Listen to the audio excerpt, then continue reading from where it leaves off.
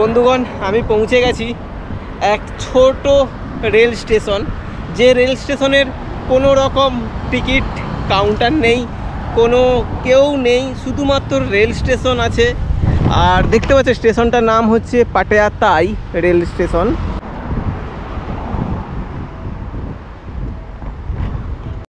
তো আমি বলেছিলাম যে আমি টিকিট কাটবো, এই তোমার হচ্ছে ইটিটি ওনার হাতে বললাম একটা টিকিট কাটার জন্য ডিভাইস আছে, ওই ডিভাইস থেকে আমাকে টিকিট কেটে দিয়েছে। আমার গোপ্রো হারিয়ে গিয়েছিল, বাথরুম করতে গিয়েছি, বাথরুমের উপরে রেখেছি, বাস আমি ব্যাকে এসে চার্জিংয়ে দিতে গেছি। কি ভাগ্যিস ও যে গোপ্রো ওই যে ছিল, যে বাথরুমে কেয়ারটেকার ছিল, ওনার কাছে কেউ জমা দিয়ে গেছে।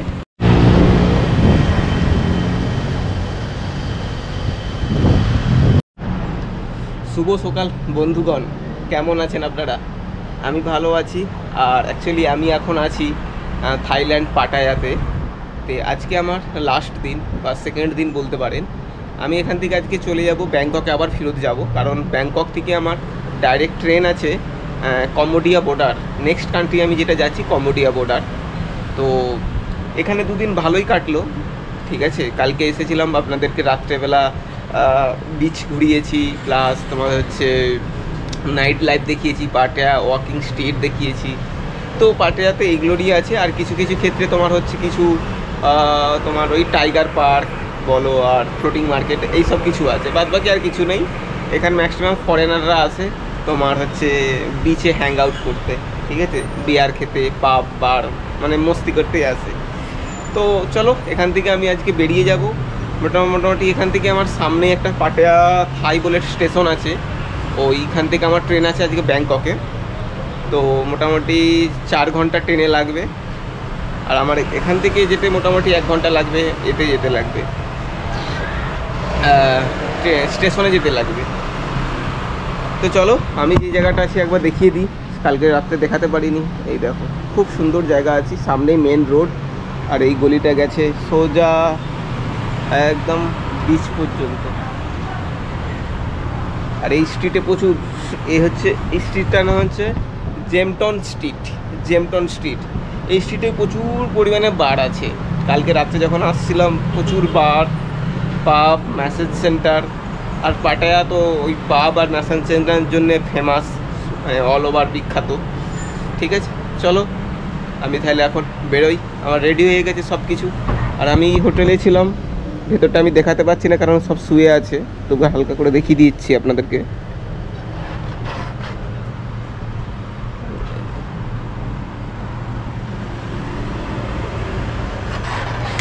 তো ওই জায়গাটা ব্যালকনি ছিল, খুব ভালো জায়গায় বসে আরামসে চিল মারা যায়, এখানটা বসা যায়, ঠিক আছে। তো চলো আমি এখন রাখলাম আর বেরোই। রোদের টেম্পারেচারও ভালো হয়েছে, প্রায় 30-30 ডিগ্রির কাছাকাছি টেম্পারেচার। এখানে রোদটা প্রচণ্ড কড়া হয়, ঠিক আছে চলো।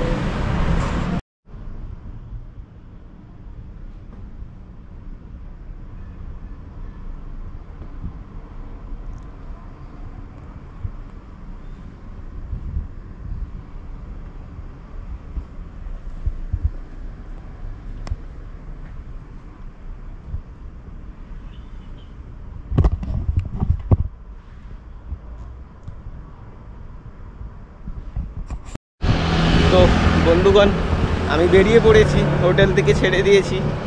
তো এখন মোটামুটি 2 থেকে 2.5 কিলোমিটার হেঁটে যাব, কারণ যে স্টেশনে ওইটা আছে না, মানে স্টেশনটা আছে ওইখানে কোনো না ট্রান্সপোর্ট ব্যবস্থা এখানে নেই। আর পাটায়াতে অতটা পাবলিক ট্রান্সপোর্ট ব্যবস্থাও নাই, কারণ সিটিটা একদম নতুন সিটি। তো এখানে সব ম্যাক্সিমাম সব ফরেনার আসে, ফরেনার আসার জন্য এখানে তারা কেউ পাবলিক ট্রান্সপোর্ট খুব ইউজ করে, যেগুলো মেন জায়গা। তার ফরেনাররা কখনো ওই ট্রেনে আসে না, ঠিক আছে, তার জন্যে একটু অসুবিধা হয়ে যায় এখানকার পাবলিক ট্রান্সপোর্ট ক্ষেত্রে। ঠিক আছে চলো 2 থেকে 2.5 কিলোমিটার এখানে গুগলে দেখাচ্ছে। তো আমি কি করেছি, শর্টকাট একটা রুট বেছেছি, এই রুট দিয়ে মোটামুটি আধা ঘন্টার মধ্যে পৌঁছে যাব। এই রুটটায় এই সোজা একদম রেল স্টেশনে পৌঁছে যাব। ঠিক আছে, চলো। মোটামুটি 2টোর সময় ট্রেন আছে, এখনও হাতে 2 ঘন্টা টাইম আছে। তার মধ্যে আমি একটু লাঞ্চ করে নেব, লাঞ্চ করে একদম ট্রেনে উঠব। ঠিক আছে, কারণ ট্রেনে যে সমস্ত জিনিস বিক্রি হয় একটু দামি বিক্রি হয়, তার জন্য আমি দেখব এদিকে কোথাও লাঞ্চ করতে যা পাওয়া যায় কিনা। ঠিক আছে, চলো। তো বন্ধুগণ, আমি একদম পাটায়া ফুট ব্রিজের উপরে পৌঁছে গিয়েছি। এইটা ক্রস করলেই তোমার ওইদিকে হচ্ছে পাটায়া তাই রেলওয়ে স্টেশন আছে। আর এটা হচ্ছে মেন সিটির মেন রাস্তা, দেখতে পাচ্ছ। এদিক দিয়ে সোজা চলে গেলে ব্যাংকক চলে যাবে। আর আমি এখন যাব পাটায়া তাই রেলওয়ে স্টেশনে। ওখান থেকে আমার ব্যাংকক যাওয়ার ট্রেন আছে তোমার 2টো বেজে 10 মিনিটে আছে, 14 মিনিটে দেখাচ্ছে। তো আর আমার কাছে বেশি টাইম নেই, মাত্র তোমার 40 মিনিট টাইম আছে। 40 মিনিটের মধ্যে আমাকে 10 মিনিট লাগবে আরও যেতে। তো ফটাফট চলো গিয়ে আমি আগে টিকিটটা কাটি। ওকে, চলো, বাই বাই। তো বন্ধুগণ, আমি পৌঁছে গেছি এক ছোট রেল স্টেশন, যে রেল স্টেশনের কোনো রকম টিকিট কাউন্টার নেই, কোনো কেউ নেই, শুধুমাত্র রেল স্টেশন আছে। আর দেখতে পাচ্ছ স্টেশনটার নাম হচ্ছে পাটায়া তাই রেল স্টেশন। ঠিক আছে, এই স্টেশনের না আছে স্টেশন, না আছে তোমার টিকিট কাউন্টার, না আছে কিচ্ছু। শুধুমাত্র একটা স্ট্রেট একটা ওয়ান ওয়ে রেল চলে গিয়েছে। আর এটা টোটাল এটা 200 মিটার হবে। ঠিক আছে, 200 মিটার থেকে একটু কম হবে, 150 মিটার হবে এই স্টেশনটা। দেখো এখানে শুরু হয়েছে আর শেষ হয়ে গেছে ওই যে ওইখানে। তো এইটুকু একটা ছোট রেল স্টেশনে ট্রেন আসবে। ট্রেন এটা মোটামুটি 4 বগির ট্রেন থাকে। 2 বগি উপরে চলে যাবে, 2 বগি এদিকে চলে যাবে, মাঝখানে শুধু একটা বগি দাঁড়াবে, সেখান দিয়েই সবাই নামবে। ঠিক আছে, তো আমি মোটামুটি আর 2:20-তে ট্রেন এদিক থেকেই আসবে।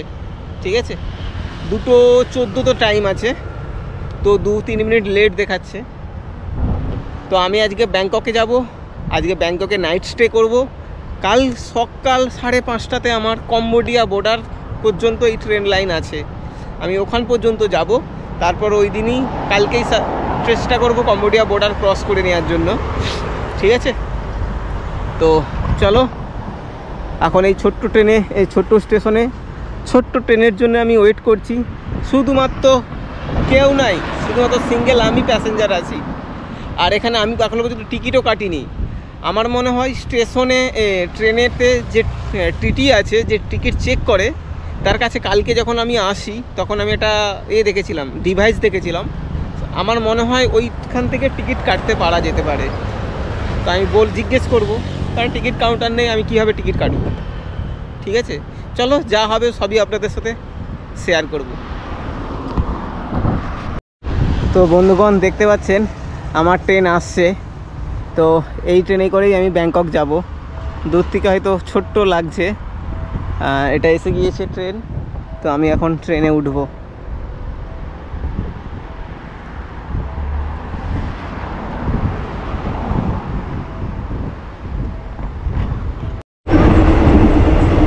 ট্রেন ছেড়ে দিয়েছে, বাট এখনো পর্যন্ত পাটায়া স্টেশন ক্রস হয়ে গিয়েছে। তো এখনো পর্যন্ত টিটি আসেনি। আর আমি পাশের একজনকে জিজ্ঞেস করলাম যে আমি তো কীভাবে টিকিট কাটবো। বলছে টিটি আসবে, সে টিকিট কাটবে। তো আমি যেটা ভেবেছিলাম আই থিঙ্ক ওটাই হবে। তো এখনো পর্যন্ত আসেনি। তো সমস্ত যখন টিকিট চেকিং করতে আসবে আই থিঙ্ক তখন আমি জিজ্ঞেসও করে নেবো আরেকবার। তো ট্রেন ছেড়ে দিয়েছে, দেখতে পাচ্ছ।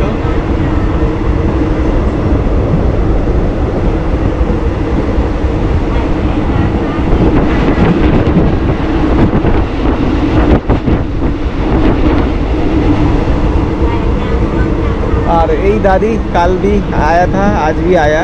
एक्चुअली ये दादी सिर्फ ओनली फॉर जो हॉकर है इस ट्रेन में। तो আমি বলেছিলাম যে আমি টিকিট কাটবো এই তোমার হচ্ছে টিটি ওনার হাতে বললাম একটা টিকিট কাটার জন্য ডিভাইস আছে, ওই ডিভাইস থেকে আমাকে টিকিট কেটে দিয়েছে। 32 ভাত নিয়েছে, আর এই আন্টি আমাকে হেল্প করেছে তার জন্যে। ঠিক আছে, তো আমি বলেইছিলাম যে টিকিট ওখান থেকেই পারচেস করতে হবে, কারণ স্টেশনে যেহেতু স্টেশন ছিল না কোনো, ওখানে কোনো রকম ছিল না, তোমার হচ্ছে টিটি ছিল না বা স্টেশন ছিল না, তো আমি কীভাবে টিকিট কাটবো? It is now. চলো ঠিক আছে, এখন আমি একদম নিশ্চিন্ত আরামসে আমি যেতে পারবো। 32 ভাট, 18টা 15, মানে তোমার হচ্ছে পৌঁছাবে 6টা 15-তে। ওকে,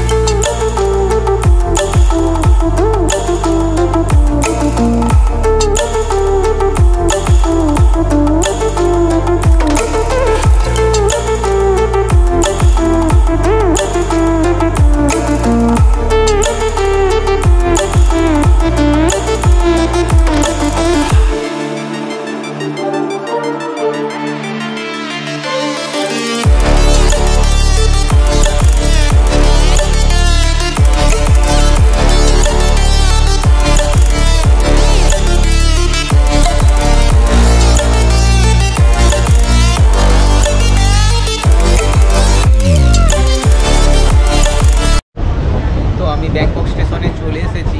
ব্যাংকক স্টেশনে মোটামুটি ধরে নাও ট্রেন ঢুকেই গেছে বলতে পারো। ওইদিকে দেখাচ্ছে স্টেশন, প্রায় ট্রেন ঢুকেই গিয়েছে। চলো আস্তে আস্তে, এই দেখো স্টেশনে ঢুকে গিয়েছে ট্রেন।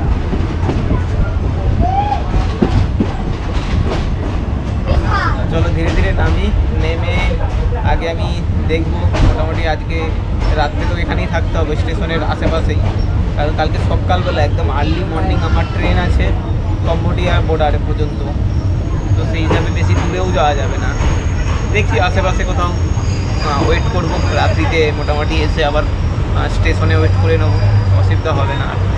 ঠিক আছে, চলো ট্রেন এসে গিয়েছে স্টেশনে একদম, দেখতে পাবো।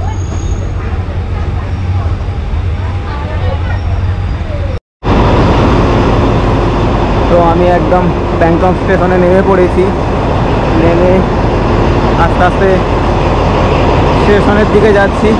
মোটামুটি ভালোই এই স্টেশনে ট্রেনে ভিড় হয়, দেখতেই পাচ্ছ প্রচুর প্যাসেঞ্জার এসেছে।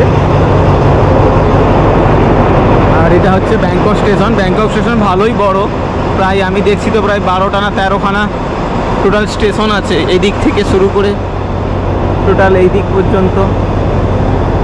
চলো আমি এখন একটু বাথরুমে যাব, ওয়াশরুমে যাব, তারপর আপনাদেরকে জানাবো আজকের কীরকম কী ব্যবস্থা। ঠিক আছে চলো।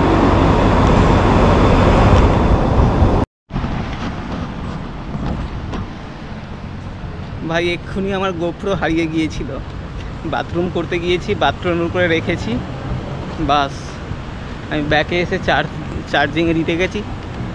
কি ভাগ্যিস ও যে গোপ্রো ওই যে ছিল, যে বাথরুমে কেয়ারটেকার ছিল, ওনার কাছে কেউ জমা দিয়ে গেছে, উনি আমাকে বাপস দিয়েছে, নাহলে এটাও আমার আজকে চলে যেত। কেউ যদি ব্যাকে ঢুকিয়ে দিত বহুত প্রবলেম হয়ে যেত।